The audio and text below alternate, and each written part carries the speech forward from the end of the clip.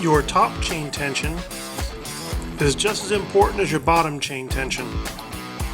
Make sure that you have some tension here before you go down and check the bottom chain tension.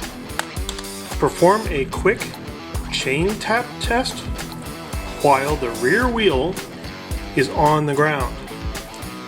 I have to put a lot of tension on that chain to get it to tap the guard on the bottom. I can come back here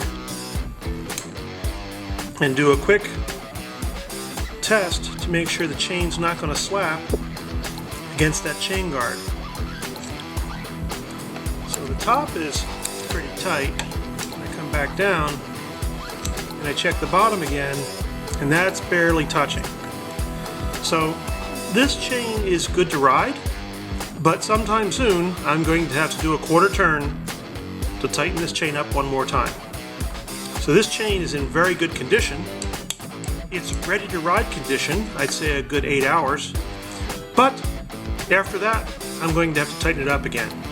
So learn how much time it takes you typically to loosen your chain. Get into a pattern.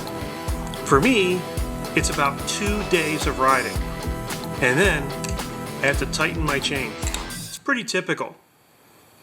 As long as you know that, you'll never break a chain or throw a chain, because your chain will always have the proper tension.